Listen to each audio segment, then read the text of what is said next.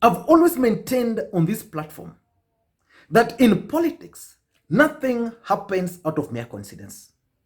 Everything in politics is normally well scripted, well planned, and executed to achieve specific political objectives. We all know that last week, President Uhuru Kenyatta issued Executive Order number 1 of 2020. And in that executive order, the president reorganized his government. And one of the changes which was effected was at the office of the president. The office of the president has always been there. And we also had the office of the deputy president. But in that executive order, the office of the deputy president will now domicile under the office of the president. Basically, it's now a department of the office of the president. And we also know that Kenyattta, the cabinet secretary for finance, read the budget today. And I'm not an expert on issues of finance. Probably on that, you'll bank on a dividend or any other economic expert. For me, I want to look at that particular budget and point out the political objectives. And the Daily Nation today ran a story on its front page. And in that story, they pointed out how the budget for the office of the president has been cut. So I want to look at that particular story and how it's going to impact on the politics of the deputy president, William Ruto. But before we do that, if you're bumping on this video for the first time, please, I want you to take a second or two, hit the subscribe button so that next time we produce a video like this, you'll get notified. Now, we all know that President Uhuru Kenyatta and his deputy are no longer the dynamic duo. There were reports last week that the president drove to the office of the deputy president, the official residence of the DP in Karen, and they held a 7-hour meeting. Personally, up to now, I still don't know that because I've not confirmed. When I'll confirm that meeting, I'll actually dissect it. But yesterday, for the first time, the deputy president was present at State House when the president met with the governors. I must also point out that most of these governors have been holding their meetings with the DP at his residence in Karen for a long time. But now back to the main issue, the budget cuts at the office of the deputy president. According to analysis which was done by the Daily Nation, the budget at the office of the deputy president has been reduced by 40%. That's huge. Let me just help you go through it a bit. According to that budget, the budget has been reduced by 40%.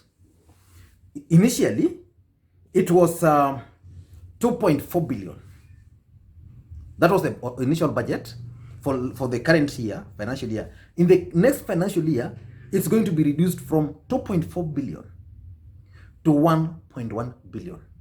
So basically, the deputy president's office is losing 1 billion. 1 billion is a huge loss.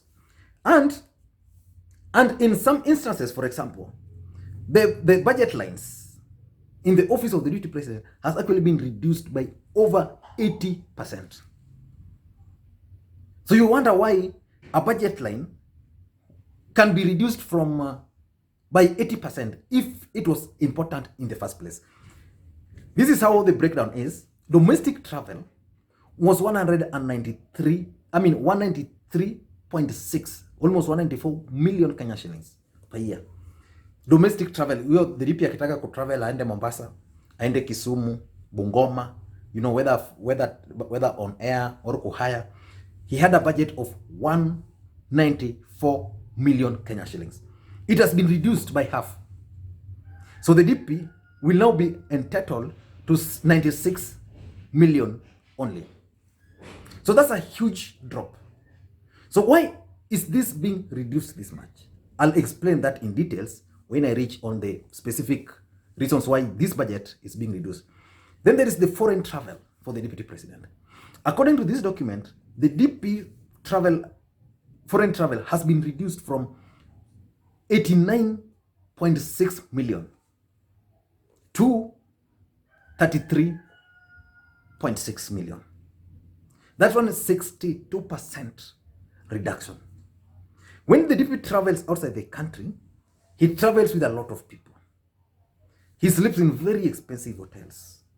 So when this cost is reduced by 62%, it basically means you are reducing the travels of the deputy president outside the country. And of course, in the last few years, the deputy president's attempt to move out of the country has always been thwarted. Now there's this thing they call rental and product assets. I don't know what this means. Maybe probably it's renting houses somewhere, everywhere, I don't know. That one is, it was 150 million. It has been reduced by 68%. So from 150 million, the DP office will now have only 47 million. Over 100 million lost somewhere. So if these were essential services in the last financial year, or in the current financial year, why are they being reduced that much? Politics. Number 4, there is hospitality. And this is the catch. Hospitality, DP had 197 million. 197 million. It has been reduced to 23 million. Hospitality are basically the entertainment. The DP akiita watu kwa ofisi yake, they chat. You saw in Kibra, for example, the reason why the deputy president was hosting those delegations at his official residence in Karen was simple: to use this money. The reason you see a lot of people going into the deputy president's residence in Karen is because of this hospitality money. So you entertain guests, wakitoka unawapea pesa kidogo, and then it's accounted for. So it has been reduced from 197 to 23 million.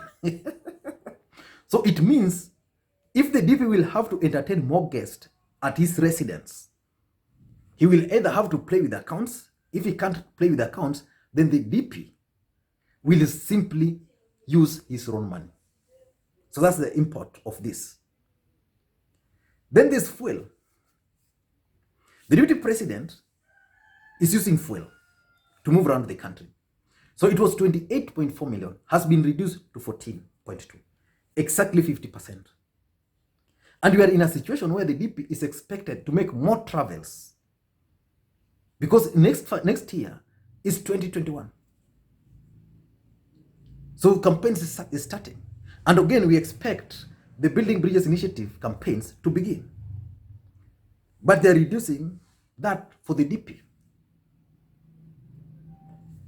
Then there is operations cost, which was 307 million. Ile pesa ya operate in the office of the deputy president. From 300 million to 103 million. Simple. The DP operations in the office are being reduced. Of course, these reductions affect almost all other ministries. That's granted. The ministry, even the office of the president. But if you look at the office of the president, it has been reduced by 29%. But again, as much as it reduced by 29%, there are several departments they removed. For example, the delivery unit has been removed. There was also the Itumbi's wing, the strategic communications unit has been done away with. So at least for them, they reduced certain costs, and that can explain why they reduced those costs. But for the DP, in my view, it's politics. So why would the president reduce this cost? 4 reasons. Number 1, the president doesn't want the deputy president to host meetings at his residence, because that residence was being turned into a political podium. Church leaders, if the DP wants to meet church leaders, he would just call them there. If he wants to meet political delegations, he would invite them there. And remember, the worst bit is that the DP even turned it into a church, which is good. But the problem was, now they were using this against the president. Remember, Dennis Itumbi, who I consider to be a very reckless man, at one point claimed that even State House has a church. No, doesn't have a church. It has a bar. But the DP's residents had a church. But he, unknown to Dennis Itumbi, all these meetings, all those other things were being funded by taxpayers' money. So the president is telling the DP, no more meeting at that residence. Number two, I think it's all about the Building Bridges Initiative campaigns.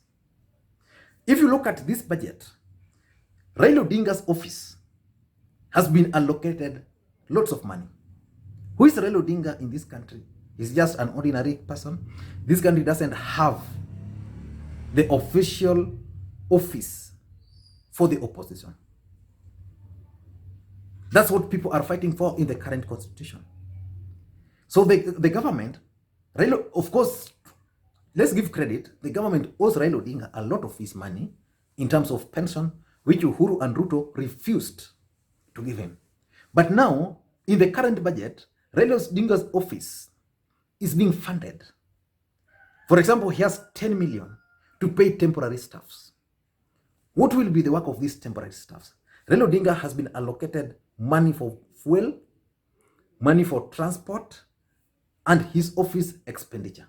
Others, a lot of money. Why? While that's happening, the deputy president is being denied the money. So it's all about the Building Bridges initiative. The government expects Raila Odinga to start moving around the country to popularize this campaign, or it's going to likely take the lead. So they don't expect Raila Odinga, Uhuru Kenyatta doesn't expect Raila Odinga to use his own money in that campaign. So they are going to fund it. Unless they want to assume that they are funding Raila Odinga because it's the Africa Union. I mean, the High Representative for Infrastructure for Africa Union. And lastly, number three, I think the DP had a lot of influence on the members of parliament. And why was this possible? It was possible because of this money. If the DP wanted to go to my constituency of Nyakach, for example, he would reach out to my MP, Honorable Adoma, tells Adoma, look for any project around there, then I'm coming to launch. So you'd go, so the MP would just identify the project, but the DP would cover for everything. Because he has this money, he has this operations cost. So the operation cost for the DP will cater all those. The hospitality will cater for the expenses down there and this other cost.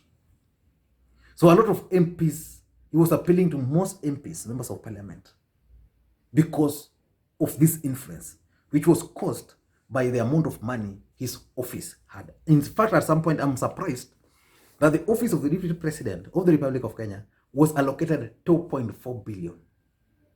That's a lot of money. If you go to our counties, some of them, their budget per year is not even that. Even their current expenditure, which means that's paying all the county staffs, everything. Some of counties cannot even reach there. But the office of the Deputy President, you know, it's not even that big office. But that kind of money. And lastly, and I think the other point could be to minimize the Deputy President's tour of the country. And these are some of the political objectives of this budget cut. Let us wait and see how the office of the Deputy President is going to operate with this huge cut in the budget. But for me, I can strongly conclude that the DP is being cut to size ahead of the Building Bridges Initiative campaigns. I don't know what you think, but that's my take. And if you're bumping on this door for the first time, please take a second or two, hit the subscribe button so that next time we produce a video like this, you get notified. Thank you guys, and please, may you have a good day.